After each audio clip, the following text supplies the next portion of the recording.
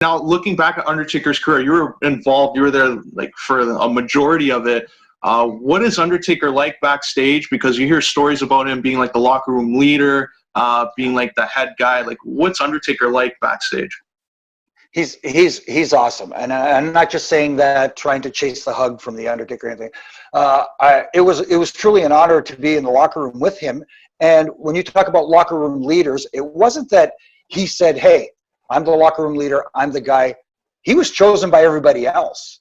Everybody else pointed to him and said, "You know what? If anybody's going to lead this locker room, it's that guy."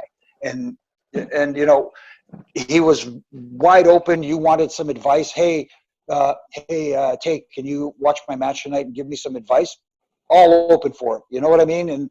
And even when guys would do something that wasn't, good, let's just say, he wasn't a guy who would come out and say, "Hey, what the hell were you thinking out there?" Well, you know what I mean? He would always, "Hey, come here, let's go have a talk." And he would calmly talk to people. He would, discuss situations. If there was anything going on in a match that he thought could be improved on, he would tell you. He was so hands-on, and he was cool. But one thing that I've learned from this documentary is which I'm finding is amazing, because people are getting to see the real Mark Calloway now, and pretty much the last holdout of kayfabe, so to speak. You know what I mean? One of the most protected characters in all of wrestling history, pro wrestling history, and now we're getting to see him drop his guard a little bit, and we're getting to see that human side. And that's what I'm loving the most about this, is people are getting to see the guy we got to see, and even a little bit glimpses that he didn't let us see, except some of his closest friends. You know what I mean? So even guys who have been in the locker room with him for years are going, "Wow, I never knew that." And that's the coolest part about this whole thing. Yeah, and also a lot of people are comparing it, and rightfully so. Like Undertaker, it kind of caught people by surprise, like you were saying, like similar to Michael Jordan. It caught people by surprise when they hear some of the stories he had to tell. So looking at Undertaker's career in his 50s, like he was in his prime, probably up until 50 years old, at the peak of his career.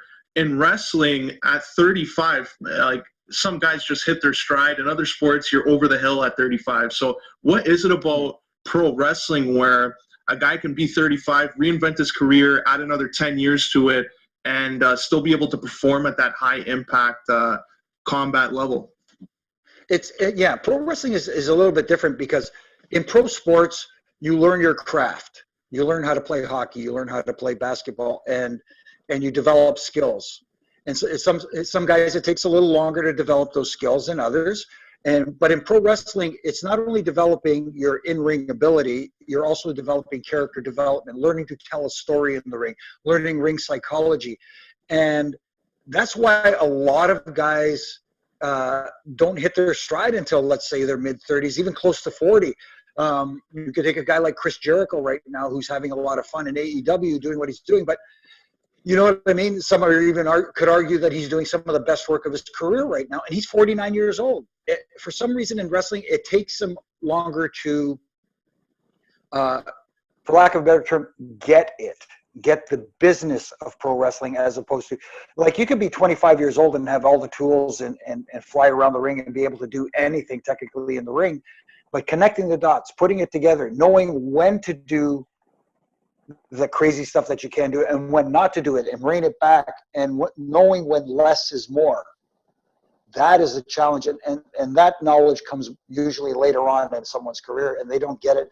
It's like you're saying now with Taker, like probably later on in his career, he's like, "Man, I didn't have to dive over the top rope to get it. I could have done this instead."